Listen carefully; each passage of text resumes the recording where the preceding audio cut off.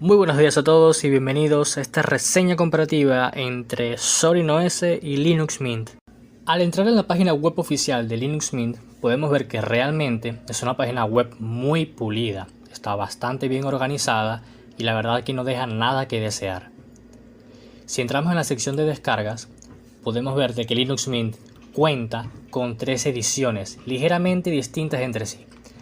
La edición Mate es una continuación de GNOME 2. Mientras que la edición XFCE es para todas aquellas personas que necesiten un sistema ligero, simple y eficiente, ya que esta edición no tiene muchas características pesadas. Mientras que la edición Cinnamon es aquella versión que en apariencia es la que más se parece a lo que teníamos en antaño con Windows 7. Yo en este caso elegiré la edición Cinnamon. Cuando entramos en ese apartado, yo lo descargaré por el mirror de Linux Mint.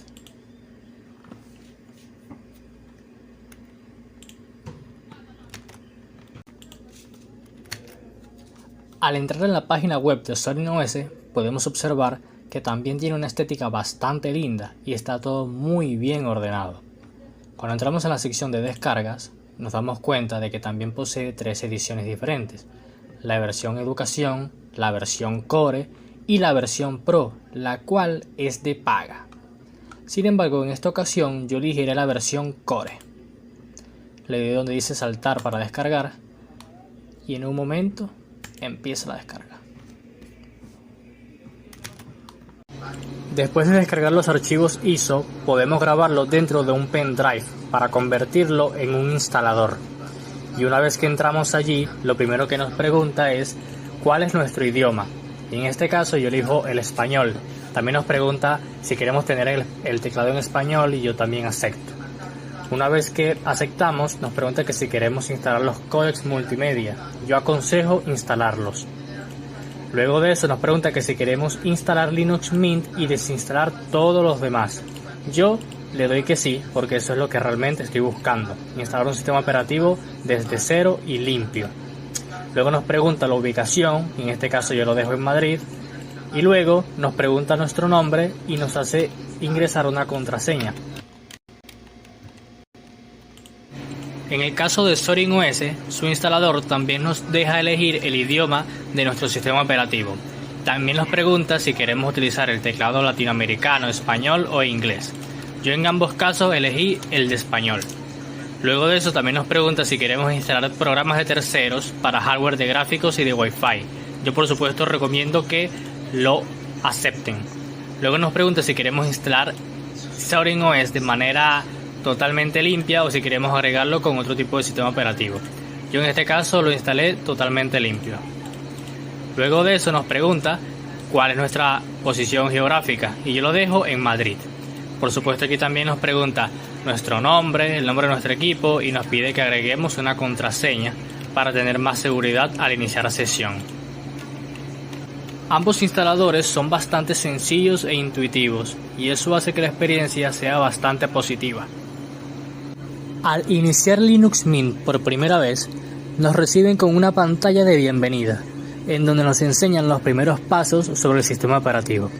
Nos dicen que podemos personalizarlo, que podemos descargar códecs multimedia, que tenemos un gestor de software, entre muchas otras cosas más. También nos dicen que podemos actualizar a través de un gestor de actualizaciones y al darle en aceptar para actualizar vemos que todo ya viene actualizado.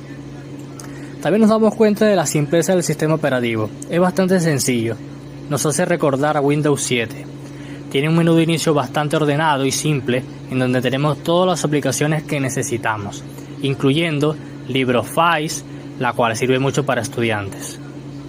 También vemos que tenemos por defecto el Firefox y tenemos un menú de aplicaciones bastante ordenado y organizado, con muchísimas aplicaciones, tanto FlatHub como Flatpak.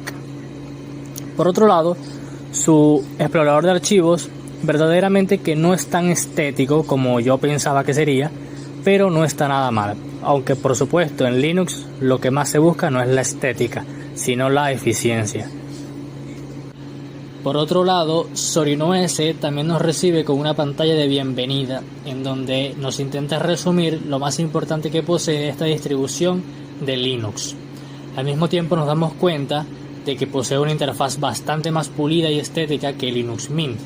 Lo podemos observar al abrir el menú de inicio, el cual también es bastante simple y sencillo y está todo muy bien ordenado.